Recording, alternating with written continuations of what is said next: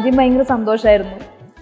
പിന്നെ അതിനെക്കുറിച്ച് കൂടുതൽ ആലോചിക്കാൻ തുടങ്ങിയപ്പോഴാണ് ഭയങ്കര ടെൻഷനായി കഴിഞ്ഞത്. കാരണം റിയലായിട്ടുള്ളൊരു ക്യാരക്ടറാണ്, ആ ഒരു ക്യാരക്ടറാണ് ബിഗ് സ്ക്രീനിലേക്ക് എത്തിക്കാൻ പോണത്. അപ്പോൾ അതിൻ്റേതായിട്ടുള്ള ബുദ്ധിമുട്ടുകൾ എന്തായാലും ഉണ്ടാവും. കാരണം ആ ഒരു ക്യാരക്ടർ എന്താണ്, എങ്ങനെയാണ് അവർ നടക്കുന്നത്, ചിരിക്കുന്നത്, അവരെങ്ങനെയാണ് കോസ്റ്റ്യൂം, അവർ ഹെയർ സ്റ്റൈൽ എങ്ങനെയാണ് ഒക്കെ നോക്കി പഠിക്കേണ്ടി വരുന്നൊക്കെ അങ്ങനെയൊക്കെ ആലോചിച്ച് ഭയങ്കര ടെൻഷനായി. ആ ഒരു ക്യാരക്ടർ എനിക്ക് നന്നായി ചെയ്യാൻ പറ്റുമെന്ന് ടെൻഷനായി സ്റ്റോറി കേട്ടപ്പോൾ. അത്രയും ഒരു ഇമ്പോർട്ടൻസ് ഉണ്ട് സിനിമയിൽ, ക്യാരക്ടർ കുറേ അഭിനയ മുഹൂർത്തങ്ങളൊക്കെ ഉണ്ട്. അപ്പോൾ അതൊക്കെ എന്നെക്കൊണ്ട് ചെയ്യാൻ പറ്റുമെന്നൊക്കെ ടെൻഷൻ ഉണ്ടായിരുന്നു. പിന്നെ സ്റ്റോറി കേട്ടപ്പോൾ അനിതേച്ചിയെ പോയി കണ്ടിട്ട് സംസാരിച്ചു.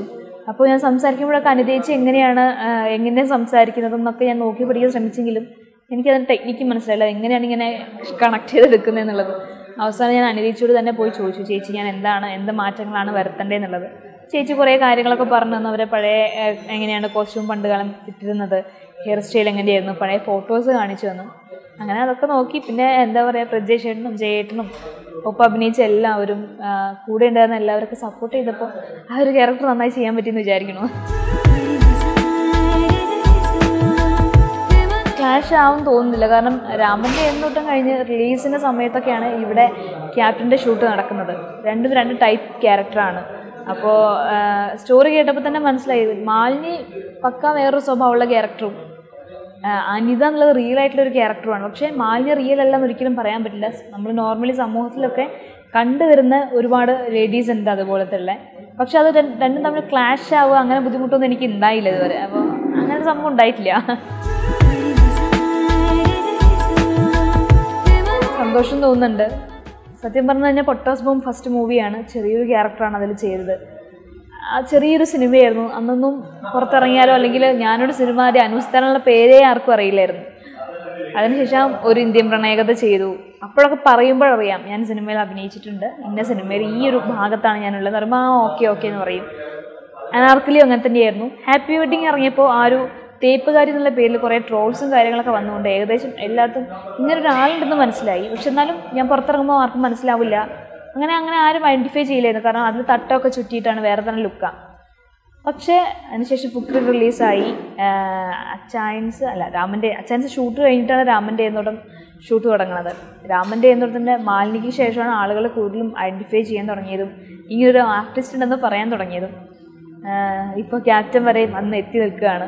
ഇതുപോലെ ക്യാപ്റ്റൻ്റെ സിനിമ റിലീസിന് ശേഷം ഒരുപാട് നല്ല അഭിപ്രായങ്ങൾ വരുന്നുണ്ട്, നന്നായിട്ട് ചെയ്തു എന്ന് പറയുന്നുണ്ട്. നല്ലൊരു സിനിമയുടെ ഭാഗമാവാൻ സാധിച്ചത് ഭയങ്കര സന്തോഷം തോന്നുന്നുണ്ട്. ഇനി ഇതുപോലത്തെ നല്ല സിനിമകൾ ചെയ്യാൻ പറ്റുമെന്ന് വിചാരിക്കുന്നു. ഇപ്പോൾ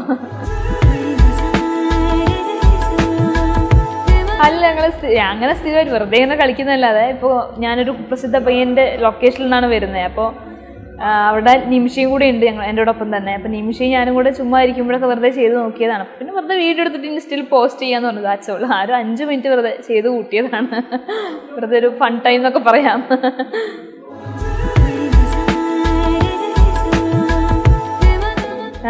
സിനിമ അന്ന് ഫസ്റ്റ് ഡേ റിലീസായതിൻ്റെ അന്ന് രാത്രി നൈറ്റ് ഷോയാണ് ഞാൻ കാണുന്നത്. അന്ന് ഞാൻ വിളിച്ചില്ല. പക്ഷെ പിറ്റേ ദിവസം ഞാൻ അനിതേച്ചിയെ വിളിച്ചിട്ട് അനിതേച്ചി ഫോൺ എടുത്തില്ല. അപ്പോൾ എനിക്ക് മനസ്സിലായി ചേച്ചിക്ക് എന്തെങ്കിലും ഒരു ബുദ്ധിമുട്ടുണ്ടാവും എടുക്കാനും സംസാരിക്കാനായിട്ട്. കാരണം അനിതേച്ചി അനുഭവിച്ച കുറേ കാര്യങ്ങളും അനിതേച്ചിയുടെ കൂടെ ഇന്നില്ലാത്ത അനിതേച്ചിയുടെ ഭർത്താവിൻ്റെ കുറേ റിയലായിട്ട് നടന്ന കുറേ കാര്യങ്ങളൊക്കെയാണ് ബിഗ് സ്ക്രീനിൽ അവർ കണ്ടത്. അപ്പോൾ എന്തായാലും ഒരിക്കലും കൂടെ ആ ഒരു പഴയ കാലഘട്ടത്തിലേക്ക് പോയൊരു ഫീൽ അവർക്കുണ്ടാവും. അപ്പോൾ അതിൻ്റെ ബുദ്ധിമുട്ടുകൾ അവർക്ക് ഉണ്ടാവുമെന്ന് എനിക്ക് ഫീൽ ചെയ്തു. പിന്നെ തിരക്കുകൾ ഉണ്ടാവും, ഇതേപോലെ എനിക്ക് കോൾസ് വരുന്നത് തന്നെ അനിതേച്ചിക്കും വരുന്നുണ്ടാവും എന്നൊക്കെ തോന്നി. അന്ന് വിളിച്ചില്ല, അന്ന് അനിതേച്ചി അറ്റൻഡ് ചെയ്തില്ല കോൾ. അപ്പം എനിക്ക് മനസ്സിലാക്കാൻ പറ്റി എന്തായിരിക്കും അവരുടെ ഒരു അപ്പോഴത്തെ അവസ്ഥ എന്നുള്ളത്. പക്ഷേ 2-3 ദിവസം കഴിഞ്ഞ് അനിതേച്ചി ഇങ്ങോട്ട് വിളിച്ചു. എനിക്ക് ഭയങ്കര ഫീലായിരുന്നു. എനിക്ക് സംസാരിക്കാൻ പറ്റാത്തൊരവസ്ഥ ആയതുകൊണ്ടാണ് സംസാരിക്കാതിരുന്നത്. ഒരുപാട് സന്തോഷം തോന്നിയെന്നൊക്കെ പറഞ്ഞു. അത് കേട്ടപ്പോൾ എനിക്കും സന്തോഷം തോന്നി. മമ്മൂക്ക വിളിച്ചിട്ടില്ല.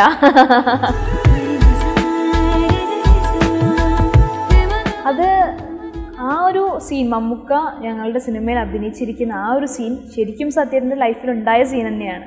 അതാണ് മമ്മൂക്കക്ക് ഏറ്റവും വലിയ മമ്മൂക്ക പറഞ്ഞ ഒരുപാട് കാര്യങ്ങളൊക്കെ തന്നെ സത്യേട്ടനോട് റിയലായിട്ട് പറഞ്ഞ കാര്യങ്ങളാണ്. അത് ഞങ്ങൾ ഉണ്ടാക്കിയെടുത്ത കാര്യങ്ങൾ എന്നതിലുപരി ശരിക്കും നടന്നൊരു സംഭവം തന്നെയാണ്. അപ്പോൾ അതിനെക്കുറിച്ചൊക്കെ മമ്മൂക്ക പറയാറുണ്ടായിരുന്നു.